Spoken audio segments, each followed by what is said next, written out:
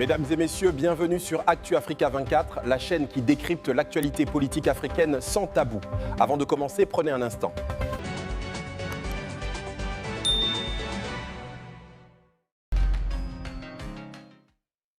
Mohamed Nour Diarra-Souba, Robert Begré-Mambé qui rempile à la primature. Surpris, pas surpris? On peut être surpris parce qu'on avait beaucoup entendu le mot transmission générationnelle, mais après il faut rappeler quelque chose, la transmission générationnelle, elle n'est pas seulement cosmétique, ce n'est pas un changement de personne ou un changement de poste, elle est aussi idéologique. On va sans doute assister à une transmission générationnelle au niveau de l'agriculture, au niveau de la digitalisation du pays. Et je pense qu'aujourd'hui, avec cette reconduction, il y a aussi peut-être derrière une ambition, c'est de gouverner pour l'avenir. Quand on sait qu'aujourd'hui, 75% de la population a moins de 35 ans, donc on va a fortiori se mettre dans cette lignée-là. C'est-à-dire qu'on va prendre les anciens pour tracer le chemin, dessiner la vision, et on va sans doute, je le pense et je le souhaite d'ailleurs, qu'il y ait des jeunes justement qui vont exécuter cette vision-là. Mais pourquoi en le disant, vous souriez? Parce que je suis jeune, c'est l'intérêt de mes semblables. D'accord, c'est un plaidoyer pour toute une génération. C'est ça. Après, quand on parle de Robert Begré-Mambé aujourd'hui, je fais un petit jeu de mots, c'est 3 lettres. C'est R, c'est B, c'est M. Je prends le R pour la rigueur dans le travail, le B pour la bienveillance dans la gestion des dossiers, et le M pour la méthodologie qu'on a connue dans son exécution. Après, avec une touche d'humour aussi parfois, une exécution qu'on a vue morceau par morceau avec un peu de joie. Mais je dirais qu'au niveau du RHDP, ça va sans doute créer moins de frustration. Ce qui va aussi, vous savez, quand on opte pour la continuité, il y a moins de frustration, il y a moins de friction en interne. Et puis, il faut rappeler quelque chose, entre 2023 et 2025, on a eu un Robert Begré-Mambé qui a eu une sorte de primature d'exécution. Je rappelle qu'il est venu dans un contexte avec la CAN 2023, où on était en manque de réalisation, d'atteindre des réalisations au niveau des infrastructures. Donc la CAN 2023, avec cet enjeu-là d'image internationale que la Côte d'Ivoire avait. Quand on fait la petite comparaison avec la CAN du Maroc, on comprend peut-être l'ampleur de cette CAN 2023. Pourquoi c'était aussi peut-être important pour le président de la République. Et je termine là-dessus aussi avec des réformes qui ont eu lieu, notamment au niveau de la protection sociale. Quand on prend les retraités qui ont par exemple eu droit à une prime spéciale, les fonctionnaires qui ont eu ce qu'on appelait la prime ado par exemple, même au niveau même de la CMU, toute l'année 2025, plus de la moitié de l'année, la CMU a été gratuite. Donc il y a eu des réformes qui ont été faites, il y a eu plus ou moins certaines satisfactions, et je pense que c'est ça qui a motivé l'envie du président d'opter pour la continuité. Éric Bayala, vous partagez cet avis? Oui, je partage l'avis, mais au-delà, c'est que le président de la République, en maintenant le Premier ministre Robert Begré-Mambé à son poste, il a opté pour le maintien de sa politique qui consiste non seulement à une stabilité nationale, à plus de solidarité, à maintenir sinon l'exécution des grands chantiers qui ont été déjà entamés au cours de l'année 2024. Et puis il faut dire qu'également le Premier ministre Robert Begré-Mambé est un technocrate, ingénieur des travaux publics, homme de foi, homme de dossier, homme de mission. Vous vous souviendrez que quand il s'est agi de l'organisation de la francophonie, on a dû faire également appel, il a été même élevé au rang de ministre chargé de l'organisation de la francophonie. Et une fois de plus, quand il s'agit encore de l'organisation de la CAN, il était là. Il a toujours eu le pas de charge, il a toujours eu des états de service qui sont couronnés par un engagement loyal vis-à-vis de la vision du chef de l'État. Et quand le président de la République entend construire une grande Côte d'Ivoire, il a besoin des artisans, il a besoin d'hommes et de femmes capables d'impulser cette dynamique-là. Je rappelle également que le Premier ministre était le directeur national de campagne pour les élections présidentielles du président de la République. Et donc, c'est la récompense du mérite, mais c'est également la continuité dans le travail. Je sais, ça c'est bon? Oui, moi je pense que c'est le témoignage ouvert de ce qui est en train de se passer. C'est la première étape d'un grand projet. Je le disais ici, l'objectif du président de la République ne sera pas pour le nouveau gouvernement, donc le gouvernement qu'on va connaître très bientôt avec le Premier ministre qu'on vient de connaître, de mettre en place ceux-là qui vont être les successeurs directs. La succession, parce qu'on pensait directement aussi à ça, la succession en termes de positionnement au niveau du Premier ministre, du vice-président, se jouera certainement entre 2027 et 2028, à mon sens, à partir de cette période-là. Donc, lorsqu'on voit M. Robert Begré-Mambé nommé, c'est d'abord la loyauté, mais c'est aussi la volonté de ne pas mettre quelqu'un qui va aussi jouer le jeu du positionnement, juste après. Parce qu'il y a de nombreux... Quelqu'un qui a des ambitions pour 2030. Exactement. Parce qu'après, il y a aussi quelques travaux qui sont en cours où on aurait ou du moins on a besoin de M. Robert Begré-Mambé, comme les projets liés au déguerpissement qu'on a pu observer après la Coupe d'Afrique des Nations organisée en Côte d'Ivoire. Avoir par exemple M. Robert Begré-Mambé, ça faciliterait également cette tension qui pourrait naître quelque part lorsqu'on va mettre en place tous ces projets-là, en plus de plusieurs autres projets qui ont déjà été signifiés. Donc moi je pense que ce qu'on est en train de voir là, c'est juste quelque chose de temporaire pour un véritable projet beaucoup plus tard qu'on aura certainement à connaître dans les années à venir. Lamine Fofana, c'est aussi votre lecture? Oui, mais je reste un peu plus sur la période actuelle. Donc je le disais tantôt, en matière de profil, c'était le profil le plus susceptible d'être Premier ministre. Pourquoi? Donc, parce que le contexte politique n'obligeait pas le président de la République à avoir un profil plus politique que technocratique. Donc pour moi actuellement, le RHDP vient de 2 victoires éclatantes, la victoire à la présidentielle et la victoire aux législatives.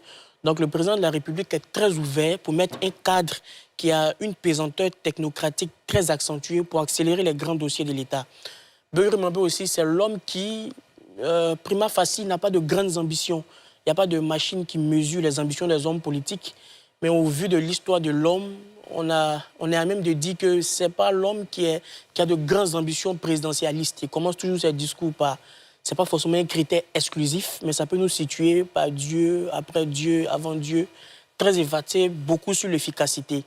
Après aussi, je pense que, on le disait, le président de la République est libre d'opérer ses choix, mais pour moi, la formation du gouvernement peut ne pas forcément ressembler à cette suite. Donc il peut y avoir des changements de correction, c'est-à-dire, normalement, la reconduction de Begré-Mambé, c'est la satisfaction de l'équipe, donc de tous les ministres qui ont géré avec lui.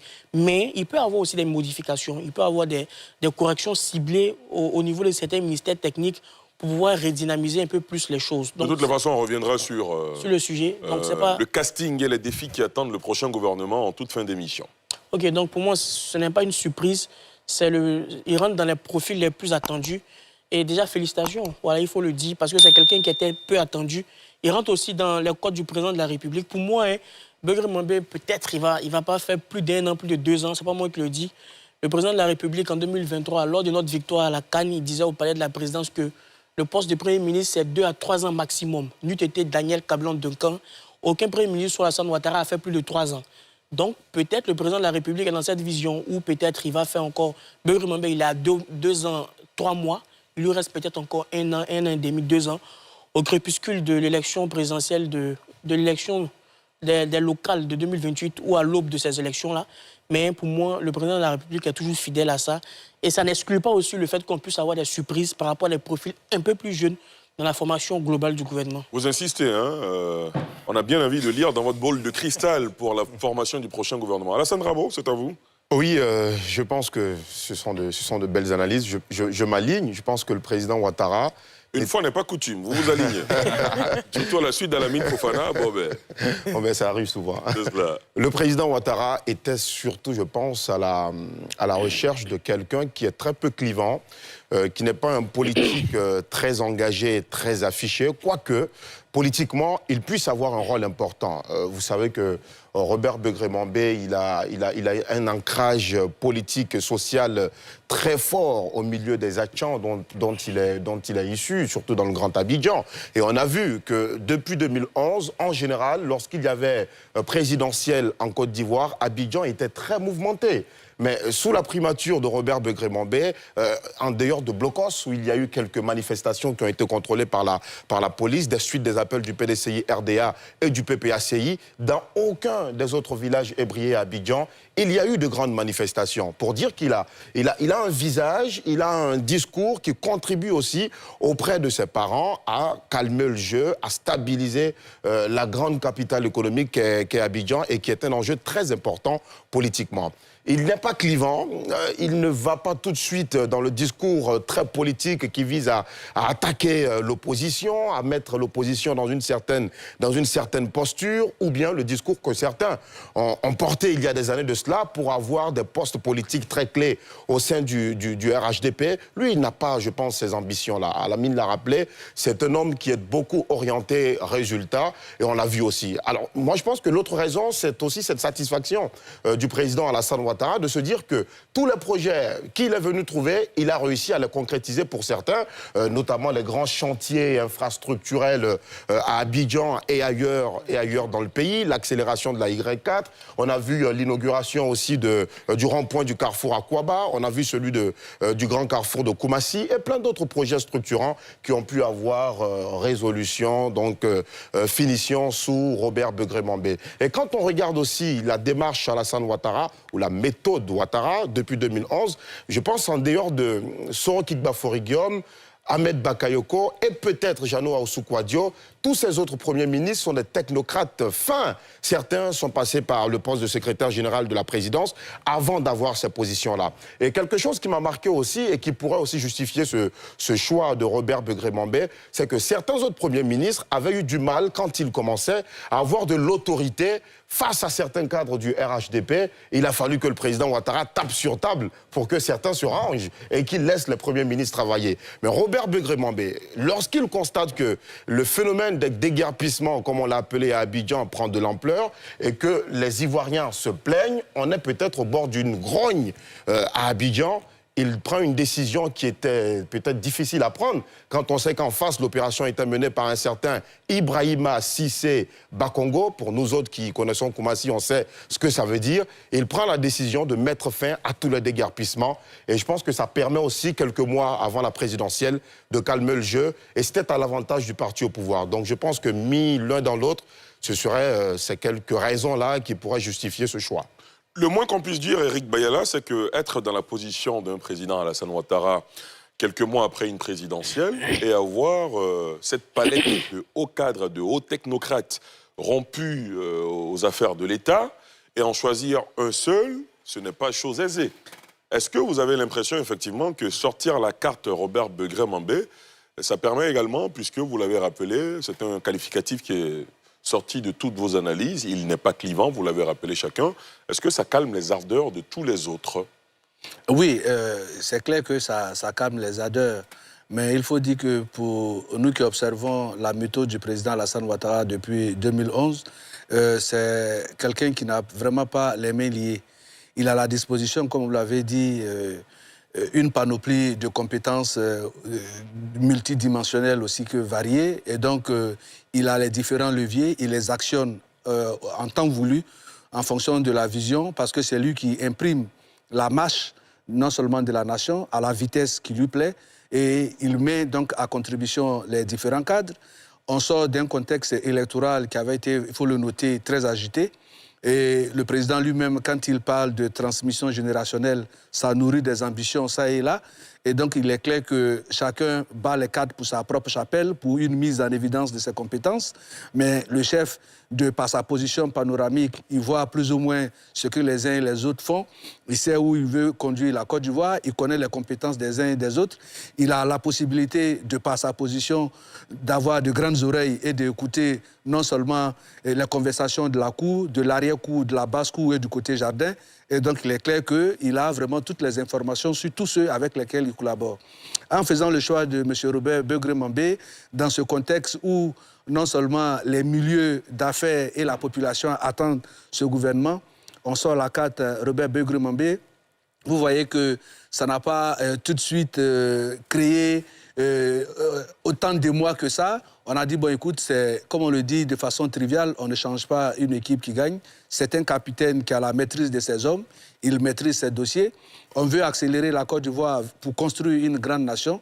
Il faut donc un homme de terrain, un technocrate. Mais au-delà de tout, c'est une personnalité pour qui nous autres, nous avons du respect à cause de son humilité.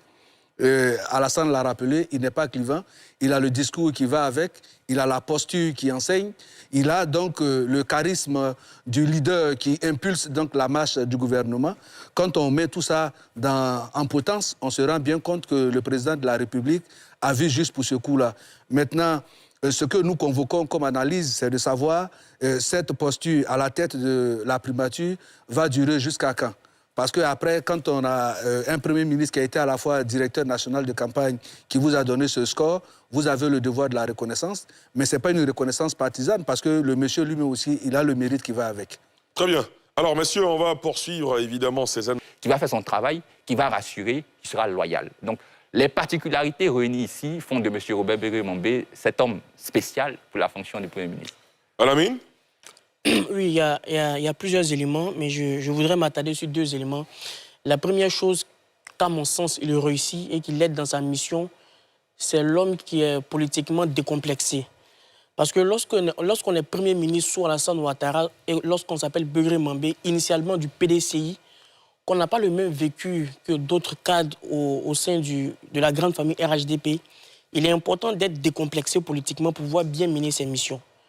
Et Amadou Gon Coulibaly, paix à son âme, Premier ministre, n'a pas la même sensation dans les cercles de décision qu'un Begré-Mambé, Premier ministre. Vous le dites, la même perception? La même perception. Donc pour moi, l'une des choses qu'il arrive à réaliser, c'est qu'il n'était pas sous le prisme de la domination et des rapports de puissance par rapport à qui connaît plus le président Alassane Ouattara. Et même, vous allez voir, là, on parlait de la demi-douzaine, tous les observateurs ne mettaient jamais Begré-Mambé dans la demi-douzaine. On citait tout le monde sauf lui. Même aussi, souvent, il y a des analyses où on nous parle du cercle restreint du président de la République par rapport à des personnes qui sont un peu plus proches de lui. Ça peut être par rapport au vécu, par rapport à la famille, par rapport aux liens politiques, par rapport à des personnes même qui sont appelées le fils du président de la République. Begré-Mambé n'y figure pas. Mais aujourd'hui, c'est lui qui est chef du gouvernement parce que, à la suite de ces années d'expérience-là, il a réussi à pouvoir incarner cet homme politique qui est décomplexé, qui gère les éléments de bout en bout sans penser à l'avenir. Donc, il n'est pas sous la pesanteur d'un calcul dans l'avenir qui va hypothéquer qualitativement son travail au présent. Donc, une fois que tous ses collaborateurs, aussi puissants qu'ils peuvent être, aussi proches du président de la République qu'ils peuvent être, savent qu'en en face de nous, un chef du gouvernement qui n'est pas complexé et qui possède pleinement son rôle de chef du gouvernement, facilement, il arrive à décider. Ça, c'est la première chose. La deuxième chose, pour moi, c'est la qualité de ces informations. Parce qu'en matière de gouvernance, le taux d'information détermine le taux d'action. Donc, sa posture de technocrate, de technicien, Josias parlait de l'aspect religieux méthodiste. Donc, c'est un méthodiste qui est méthodique, parce que mathématicien, scientifique.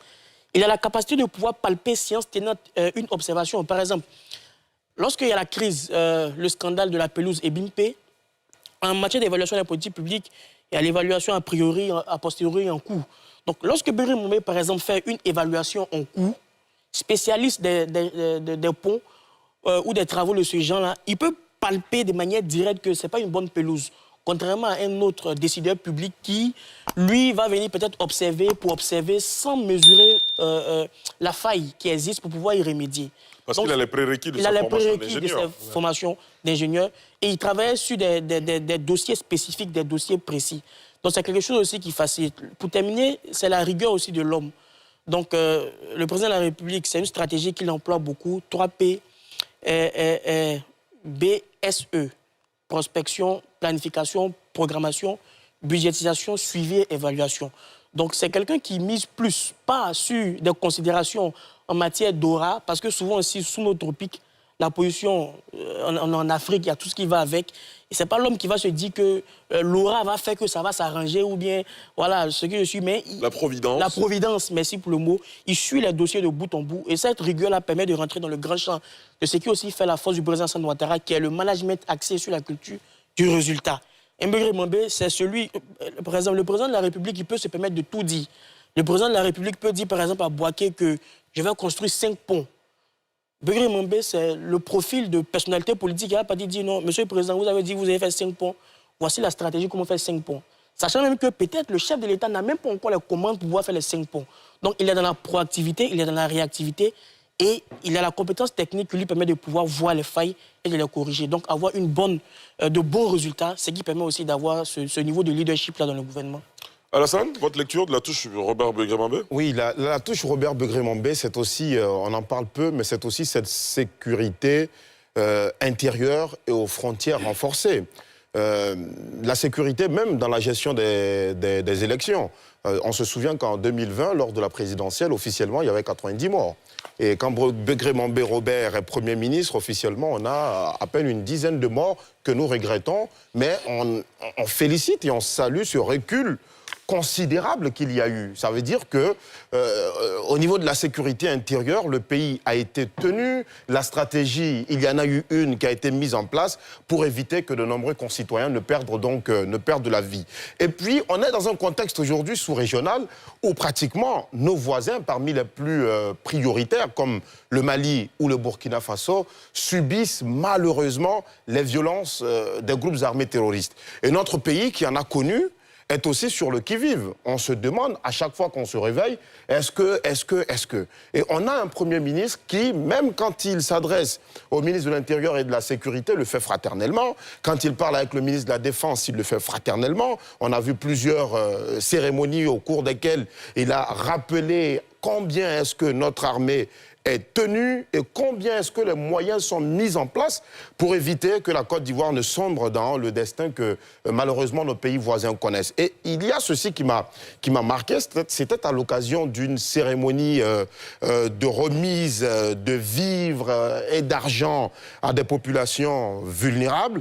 Et il a dit ceci à la ministre de la Solidarité et de la lutte contre la pauvreté, Belmondo Dogo, que cette action doit aussi s'étendre aux zones du Nord qui subissent malheureusement un afflux de populations qui viennent des autres pays. Et ça m'a donné toute la grandeur de la lecture que le Premier ministre de Côte d'Ivoire fait de cette menace sécuritaire. Et j'ai compris que c'est une priorité de son action. C'est vrai, comme on le dit, l'armée c'est la grande muette. On ne communique pas beaucoup sur les stratégies qu'on élabore, mais il s'inscrit dans la vision qui a été prédéfinie par ses prédécesseurs. Parce que je rappelle que la politique globale, l'approche globale de lutte contre le terrorisme adoptée par la Côte d'Ivoire, c'est depuis un certain Amadou Gon Coulibaly.